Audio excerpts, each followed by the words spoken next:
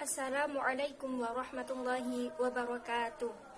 Alhamdulillahirabbil alamin wa bihi nasta'in wa ala umurid dunya waddin wassalatu wassalamu ala asyrafil anbiya'i wal mursalin sayyidina wa maulana Muhammadin amma ba'd.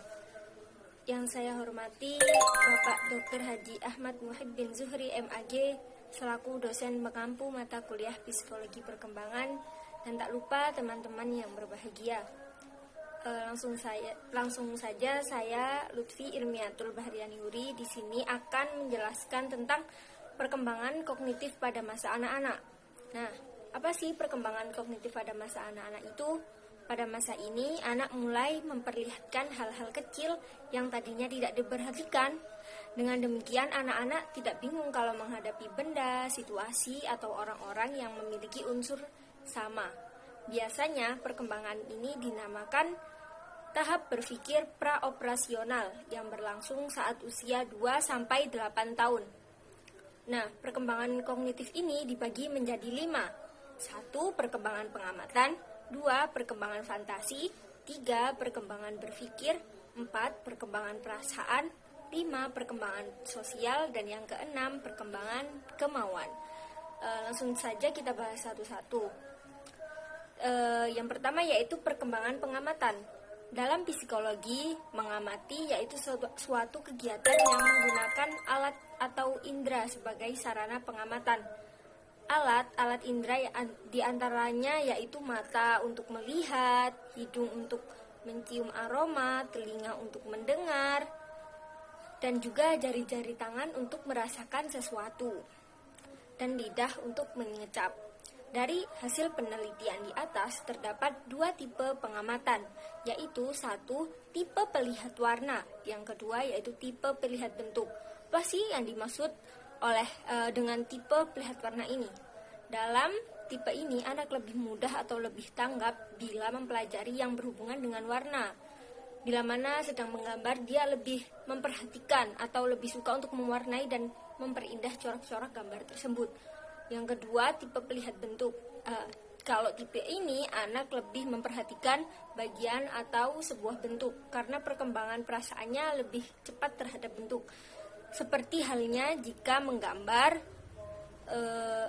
anak akan lebih puas jika gambar sesuai dengan aslinya. Kan yang diperhatikan adalah gambar. Makanya dinamakan tipe pelihat bentuk. Di sini saya akan menjelaskan menurut William Stern membagi pengamatan ke dalam 4 masa, yaitu 1. Masa mengenal benda, 2. Masa mengenal perbuatan, 3. Masa mengenal hubungan, dan 4. Masa mengenal sifat. Saya jelaskan satu-satu lagi ya. Masa mengenal benda itu usianya sekitar 8 tahun. Pada masa ini, pengamatannya masih bersifat luas dan juga banyak, seperti manusia dan juga hewan. Yang kedua yaitu masa mengenal perbuatan. Masa mengenal perbuatan ini usianya sekitar 8-9 tahun. Pada masa ini telah memperlihatkan bagaimana tingkah laku manusia dan perbuatan hewan.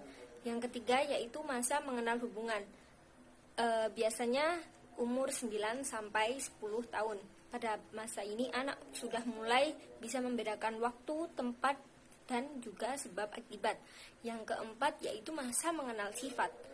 Masa mengenal sifat ini 10 tahun ke atas ya. Pada masa ini anak mulai menganalisa sesuatu sehingga dia bisa mengenal sifat-sifat manusia dan juga hewan.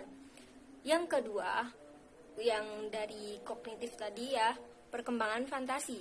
Sejak umur 6 tahun ke atas, anak mulai dikenalkan dengan dunia luar atau lingkungan sekitar. Tetapi bukan berarti fantasinya menjadi lenyap.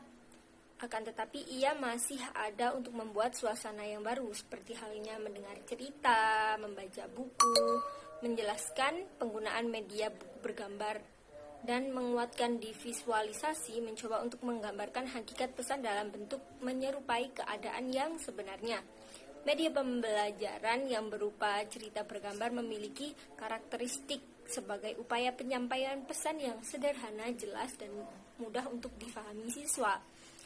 Melalui pengamatan media bergambar inilah diharapkan anak mempertinggi kualitas belajar yang pada akhirnya mempengaruhi kualitas hasil belajar siswa.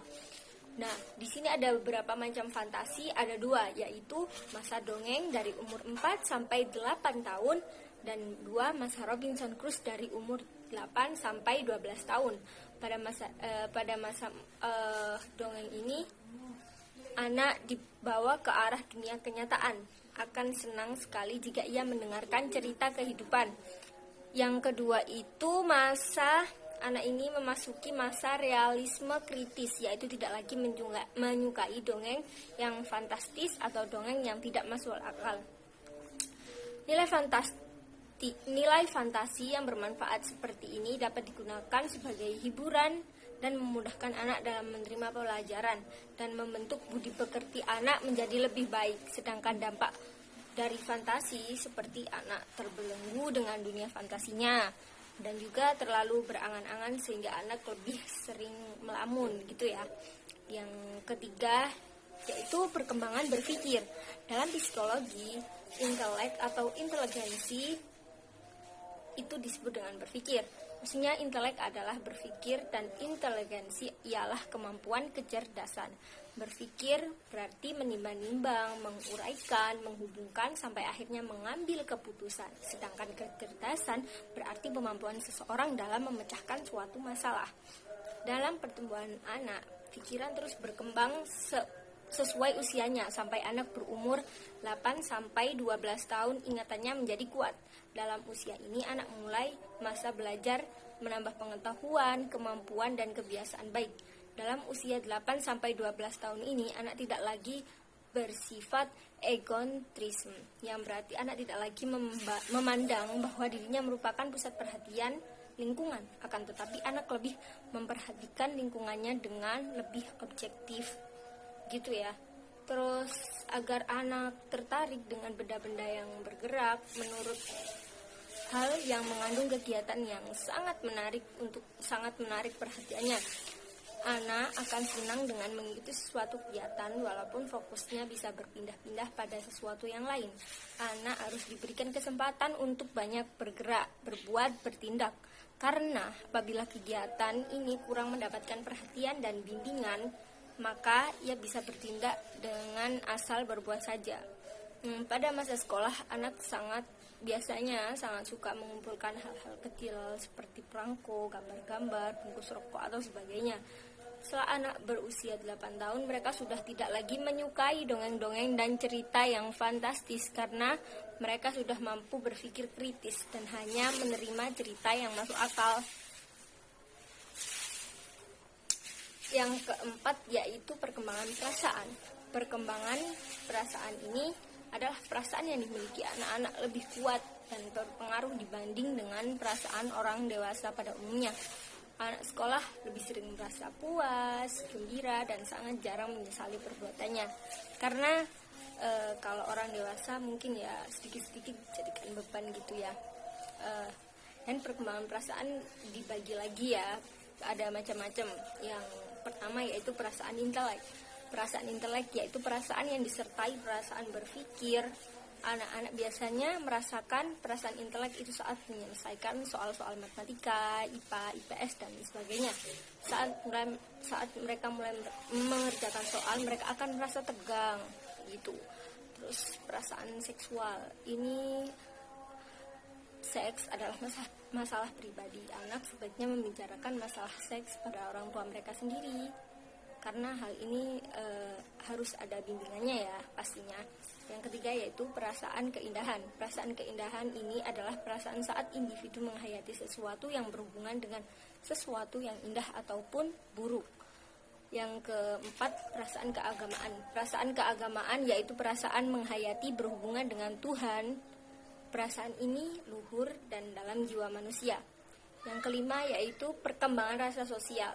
Saat anak mulai keras kepala, seakan-akan perkembangan rasa sosial telah berhenti. Masa kritis pertama merupakan permulaan timbulnya kesadaran akan sikap objektif. Sebenarnya krisis adalah pertama adalah tempat meletakkan dasar perkembangan sosial yang sesungguhnya. Oke, baik. Dalam yang terakhir yaitu perkembangan kemauan. Masa paling baik dalam pembentukan kemauan yaitu pada masa sekolah. Anak usia sekolah akan menurut kepada pemimpin yang kuat dan juga tegas. Mereka sudah pandai mengkritik sesuai dengan tingkat perkembangan pikirannya. Kadang anak sangat mencintai gurunya sehingga sangat patuh terhadap perintahnya. Ya, baik, cukup segitu saja yang saya dapat sampaikan. Kurang lebihnya saya mohon maaf. Usyukum wa nafsi bitaqwallah. Assalamualaikum warahmatullahi wabarakatuh.